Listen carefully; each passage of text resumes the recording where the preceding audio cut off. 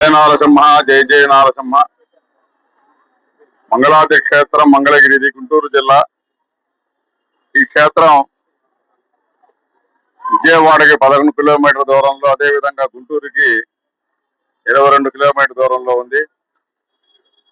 ఇక్కడ స్వామి నరసింహస్వామి వారు సంయుక్తంగా ఉద్భవించారు. ఇక్కడ స్వామివారికి పానకాల నరసింహస్వామిగా నామధేయం కలదు.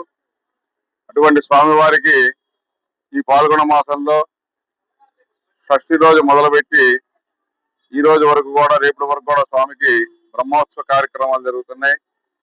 ఈ బ్రహ్మోత్సవాలు అత్యంత వైభవపేతంగా జరిగింది. ఈ రోజున స్వామివారికి దివ్య రథోత్సవ కార్యక్రమం ప్రతి సంవత్సరం కూడా సాయంత్రము భక్తులందరికీ కూడా దర్శన భాగ్యం కలిగే విధంగా 4 గంటల నుంచి 6 గంటల వరకు జరిగేది. కానీ ఈ సంవత్సరం చంద్రగ్రహణ కార్యక్రమంగా స్వామి యొక్క దివ్య రథోత్సవాన్ని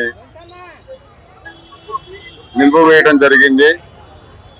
ఈ రోజున స్వామివారికి ఉదయం 6:30 నుంచి 7:30 వరకు భక్తులందరికీ కూడా ఆ రథం పైన స్వామి నుంచి దర్శన భాగ్యాన్ని చేయించాము. ఆ భక్తులందరూ అధిక సంఖ్యలో వచ్చి రాలేని భక్తులు కూడా వాళ్ళందరూ కూడా ఏదో విధంగా వాహనం ద్వారా వచ్చి ఆ నరసింహస్వామి రాజ్యలక్ష్మి చెంచులక్ష్మి సమేతమైనటువంటి శ్రీ పానకాల లక్ష్మీ నరసింహస్వామి దర్శన భాగ్యాన్ని చేసుకున్నారు. వాళ్ళందరికీ కూడా స్వామి యొక్క దివ్య మంగళాశాసనాలు. ఈ రోజున ఉదయం 8:30 గంటల నుంచి కూడా ఈ యొక్క చంద్రగ్రహణ గడియలు వస్తున్నాయి కాబట్టి ఆ గ్రహణ శోభ సందర్భంగా స్వామి యొక్క దర్శనాన్ని ఇప్పటి వరకు కూడా దర్శనం జరిగే భక్తులందరూ కూడా దర్శనం ఇచ్చాం. ఇవాళ రోజు నుంచి స్వామివారికి ఈ రోజున 8:30 నుంచి సాయంత్రము 7:30 వరకు కూడా ఉంటాయి. దర్శనం చంద్రగ్రహణం ఉంది కాబట్టి తదనంతరం స్వామి యొక్క దేవాలయాన్ని తెరిచి అంతర్గతంగా స్వామివారికి జరగవలసిన పుణ్యావచనం, విచక్షణారాధన, అట్లా ఆ విధంగా మహాశాంతి హోమాలు అన్ని కూడా చేసిన తర్వాత రేపు ఉదయం నుంచి మరుసటి రోజు నుంచి కూడా యథావిధిగా భక్తులందరికీ కూడా ఉదయం 6 గంటల నుంచి కూడా దిగువ సన్నిధిలో కూడా దర్శన భాగ్యం ఉంటుంది కాబట్టి భక్తులందరూ కూడా గమనించి స్వామివారి యొక్క కృపా కటాక్షాలు పొందవలసిందిగా కోరుతున్నాం. జయ నారసింహ, జయ జయ నారసింహ. రేపు ఉదయం 6 గంటల నుంచి యథావిధిగా ప్రతినిత్యం ఏ విధంగా అయితే స్వామి దిగువ సన్నిధిలో ఉదయం 7 గంటల నుంచి 4 గంటలు జరుగుతుందో అదే విధంగా దర్శనం ఉంటుంది. దిగువ సన్నిధిలో ఉదయం 6 గంటల నుంచి 1 గంట వరకు, అంటే సాయంత్రం 4 గంటల నుంచి 8 గంటల వరకు ప్రతినిత్యం ఏ విధంగా భక్తులు దర్శనం చేసుకుంటారు అదే విధంగా ఆర్జిత సేవలు కానీ అన్ని కూడా యథావిధిగా మళ్ళీ జరుగుతాయి కాబట్టి భక్తులను దీన్ని గమనించవలసిందిగా కోరుతున్నాం. జయ నారసింహ.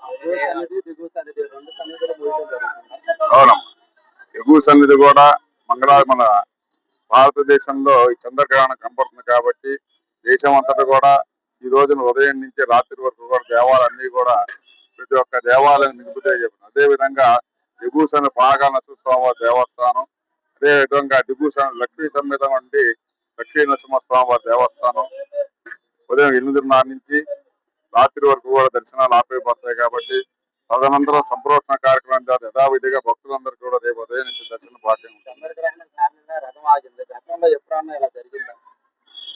మా ఊహ చేసినంత ఇంతవరకు జరగలేదు. ప్రతినిత్య చంద్రగ్రహణం ఒక 10 సంవత్సరాల క్రితం వచ్చింది. అది అర్ధరాత్రి ఈ చంద్రగ్రహణం వచ్చేది కానీ ఈ సంవత్సరం మనకి ఇది మధ్యాహ్నం 2:30 నుంచి మొదలై సాయంత్రం 6:45 వరకు ఉంటుంది. ఇది మన ఆగమ పండితులు కానీ అదే విధంగా మన పంచాంగకర్తలు కూడా ఈ మధ్యాహ్నం నుంచి మనకి ఇక్కడ చంద్రదర్శనం లేకపోయినా చంద్రదర్శనంలో ఆ యొక్క మనకి అప్పుడప్పుడు కూడా మధ్యాహ్నం కూడా చంద్రుడి దర్శనం భాగం జరుగుతూ ఉంటుంది. సూర్యుడు చంద్రుడు ఇద్దరు కనిపిస్తుంటారు.